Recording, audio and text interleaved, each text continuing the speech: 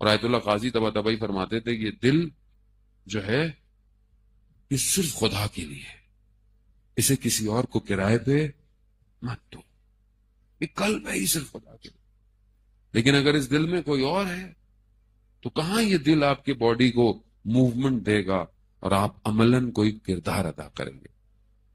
آیت اللہ قاضی کے شاگرد کہتے ہیں کہ میں بہرحال جو ہے وہ مجھے جانا تھا سفر پہ، مسافرت پہ، تو میں نے کہا صبح پوچھوں گا استاد سے کہ میں جاؤں یا نہ جاؤں۔ رات ہو رہی تھی تو میں سو بھی رہا تھا تو میری ٹانگیں کتابوں کی طرف تھی، تو کہا میں یہ پوچھوں گا کہ میرے ذہن میں یہ خیال آیا کہ آیا یہ بے ادبی تو نہیں ٹانگوں کو کتابوں کی طرف، اور کہا میرے خیال میں ہر وقت یہ خیال آتا تھا کہ یہ آیت اللہ قاضی ہر وقت قبرستان کیوں بیٹھے رہتے ہیں، قبروں پہ کیوں بیٹھتے ہیں؟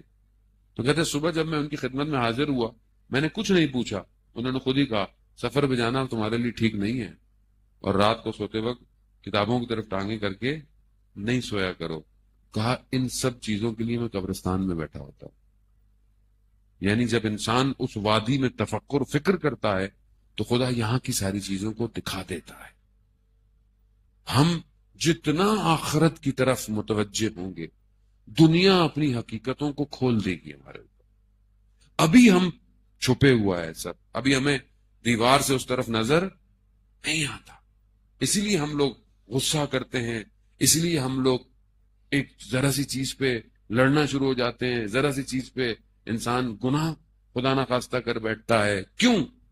کیونکہ ہمیں آگے کا نہیں پتا آگے کیا ہے، لیکن جسے پتا ہو کہ اس کی اگلی منزل میں بہت بہترین پھل ہے تو یہ چھوٹے موٹے میوے نہیں کھائے گا، اسے پتا ہے کہ اگلی منزل بہت حسین ہے۔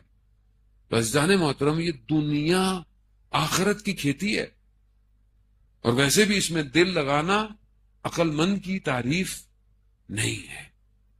کامیابی یہی ہے کہ ہم اس زندگی کو ویسے گزاریں جیسے ہمارے مالک نے ہمیں کہا ہے۔ تو ہم اپنی زندگی میں عہد کریں، ہم اپنے امام کی طرف پڑھیں۔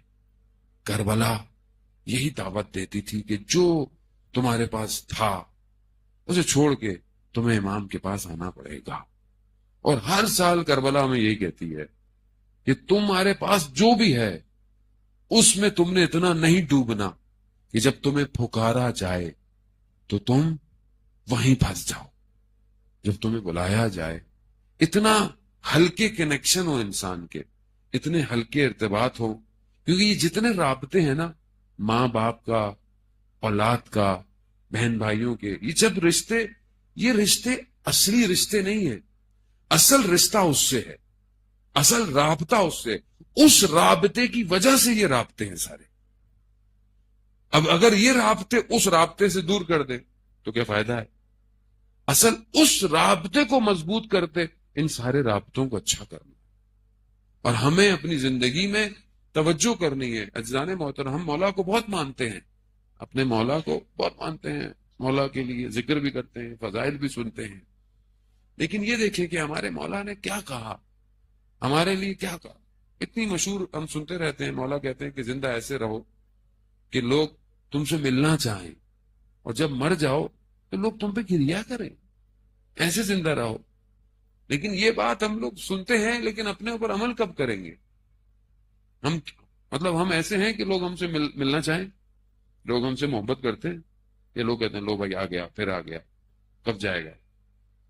ایسا تو نہیں ہے خدا نہ خواستہ۔ نہیں، ہماری پرسنالٹی کیسی ہے، اور کیا واقعی ہم دنیا چلے جائیں گے کہ لوگوں کو افسوس ہوگا؟ یہ لوگ کہیں گے چلو بھائی چلا گیا، بات ہی پڑ گئی۔ کیوں؟ جبکہ امام کے ماننے والے کیسے ہیں؟ علامہ امینی رضوان اللہ تعالی علیہ، جنہوں نے غدیر لکھی کتاب، الغدیر، جو امام کے فضائل کو جمع کیا، کس مقام پر ہیں آپ سوچیں کہ ایک اس زمانے میں صدام کا دور ہے، ظاہر ہے، جو ایک کوئی فوجی تھا اس کا بیٹا شدید مریض ہو گیا، تو ڈاکٹروں نے جواب دے دیا، کہا کہ کوئی فائدہ نہیں ہے ہاسپٹل میں رکھنا ہے، گھر لے جاؤ، اس کا وقت پورا ہے۔ اس نے علامہ امینی کو ایک لیٹر لکھا، نامہ، کہ میرا بیٹا شدید مریض ہے، ڈاکٹر جواب دے گئے، جس کو آپ مولا مانتے ہیں اور جس کے لیے آپ ہر جگہ جا جا کے لکھ رہے ہیں کتابیں، 30 سال لگے ہیں ان کو کتاب لکھنے میں، ہر جگہ سے جا کے انہوں نے فضائل جمع کی۔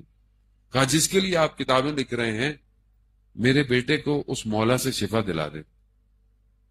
علامہ امینی نے نامے کو پلٹا، بسم اللہ لکھی اور کہا جاؤ مولا نے تمہیں تمہارا بیٹا دیا۔ یہ کہہ کر خط ادھر بھیجا، ابا اٹھائی اور مولا کے حرم گئے، زیارت جامع کبیرہ پڑھی اور مولا سے کہا مولا ایک حوالہ بھیجا ہے، عزت رکھ لیجئے گا۔ یہی ہوا، دوسرے دن وہ شخص جو ہے وہ تحفے تحائف لے کر آ گیا کہ اس کے بیٹے کو جو ہے وہ شفا مل گئی۔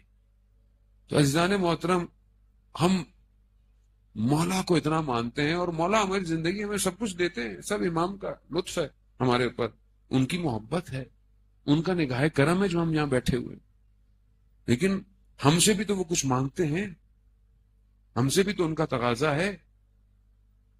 کیا ہم نے امام کو نہیں چھوڑ دیا اکیلا؟ مولا علی علیہ السلام کو کیا غم تھا سب سے زیادہ کہ لوگوں نے انہیں تنہا چھوڑ دیا۔ جرداق مسیح اپنی کتاب جو اس نے لکھی، امام حالانکہ کرسچن ہے لیکن امام کے فضائل لکھتا ہے، کہتا ہے دنیا کا سب سے بڑا مظلوم شخص ہے کہ جس کے مرنے کے بعد بھی اس کے دشمنوں میں اضافہ ہو رہا ہے۔ آج آپ کے سامنے نہیں ہے دنیا میں کتنا بغض ہے، آج تک مظلومیت کتنی بڑی ہے امام کی، اور کہتے ہیں کہ یہ وہ ہستی ہے کہ جس کے دشمنوں نے تعصب سے فضائل چھپائے اور محبت کرنے والوں نے جان کی خوف سے فضائل چھپائے، مگر ابھی بھی اتنے فضائل ہیں کہ کسی کے فضائل ہی نہیں ہیں اب۔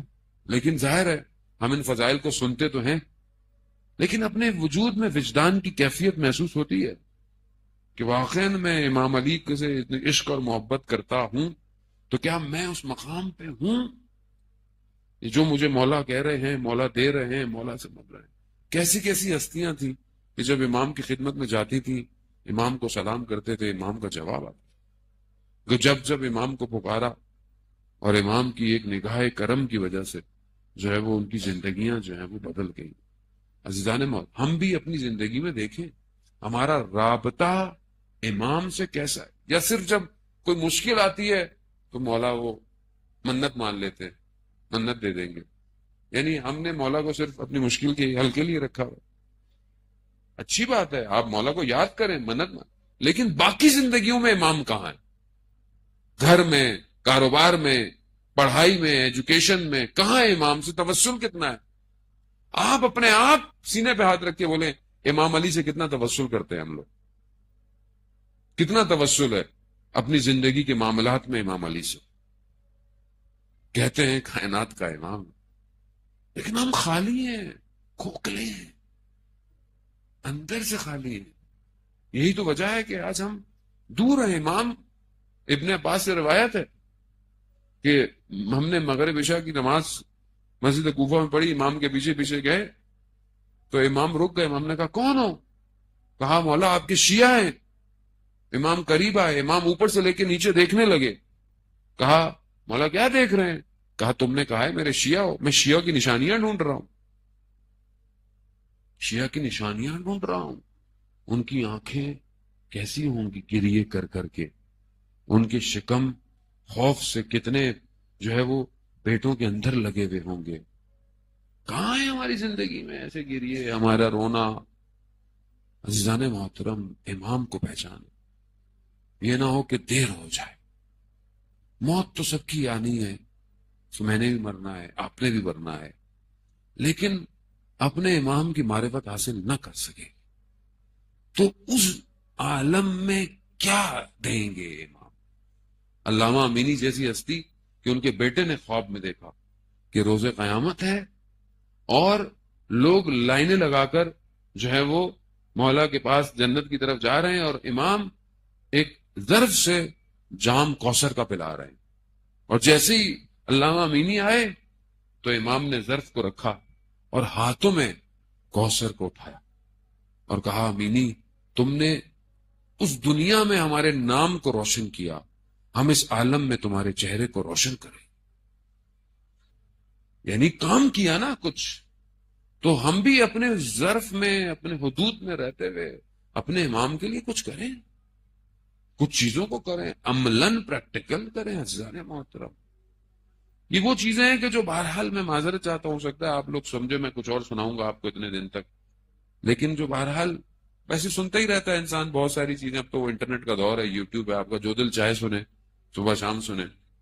لیکن ہمیں بھی بہرحال وہ سنانی ہوتی ہے جو ہم چاہتے ہیں کہ ہم اپنے امام سننا چاہتا ہے، امام کے درد کو سمجھیں.